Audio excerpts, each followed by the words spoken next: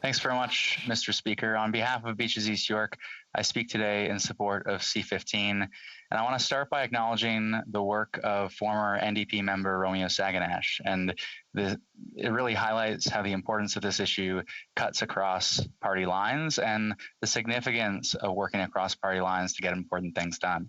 I've had many constituents reach out to me in support of implementing the United Nations Declaration on the Rights of Indigenous People.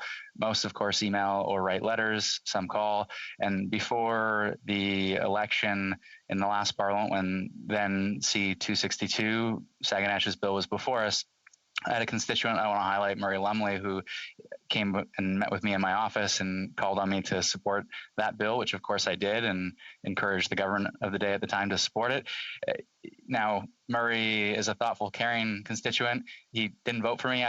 He worked against me, if I'm being honest, in the last election. I don't expect he'll vote for me in whenever the next election might be, but I do want to highlight his efforts all the same as a way of, just as I've highlighted Romeo's efforts. I think it's really important that we emphasize just how this does cut across party lines and how all of us, regardless of political stripe, need to support this really important legislation.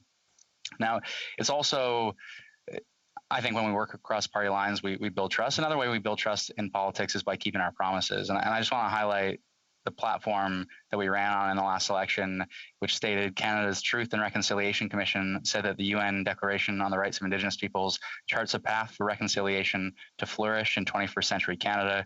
We will move forward with introducing co-developed legislation to implement UNDRIP as government legislation by the end of 2020.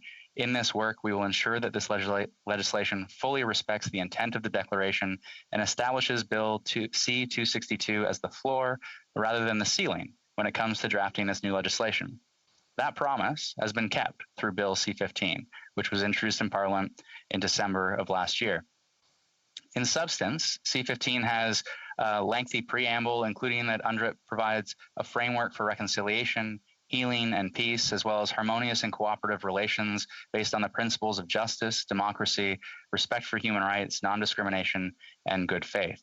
That they constitute the minimum standards for the survival, dignity, and well-being of Indigenous peoples of the world. It recognizes historical injustices, and that the implementation of the Declaration must include concrete measures to address injustices, to combat prejudice, and eliminate all forms of violence and discrimination, including systemic discrimination against Indigenous peoples. In substance, Section 5 calls on the government that the Government of Canada must, in consultation and cooperation with Indigenous peoples, take all measures necessary to ensure that the laws of Canada are consistent with the Declaration.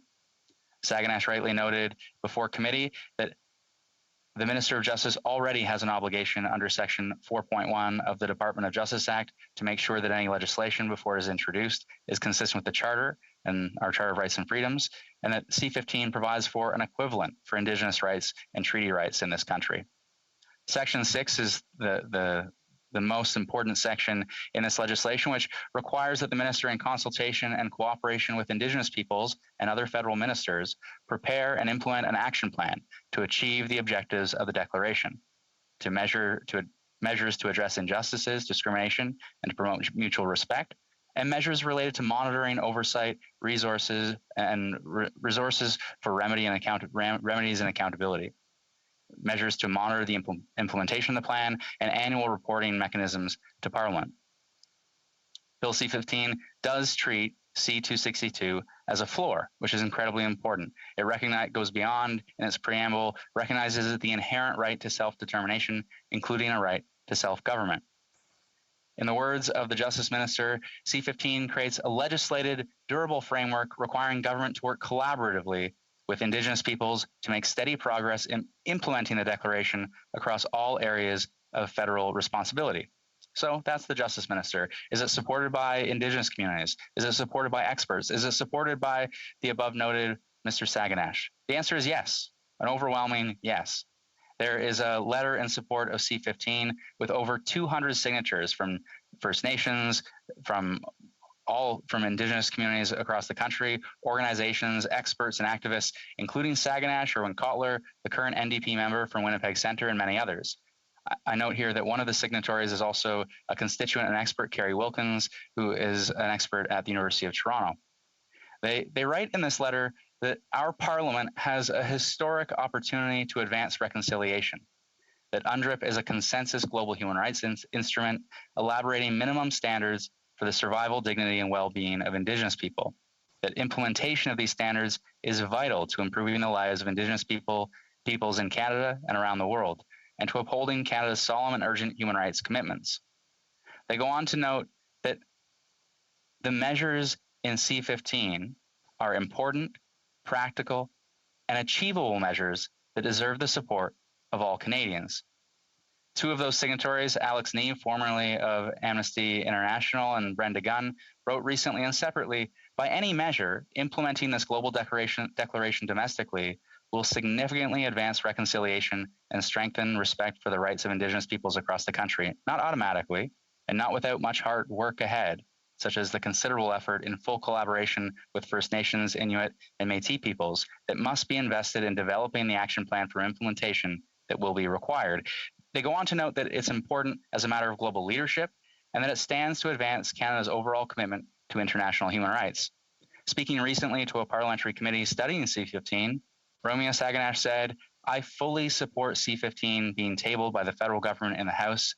Government bills obviously proceed more efficiently. I believe before the House and the Senate, Bill C-15 confirms the declaration as the minimum standards for the survival, dignity, and well-being of Indigenous peoples." And he goes on to note that there are some amendments that he would like to see, but he supports C-15, and he acknowledges that it meets his previous bill's commitment through C-262.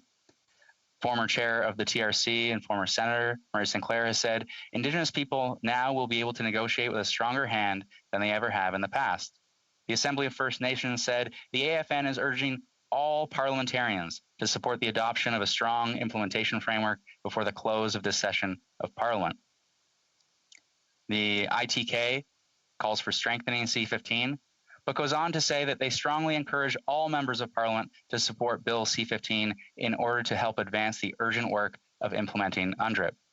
The Métis National Council say Canada now has the opportunity to assert its place as a world leader in the recognition of the human rights of Indigenous peoples through this bill.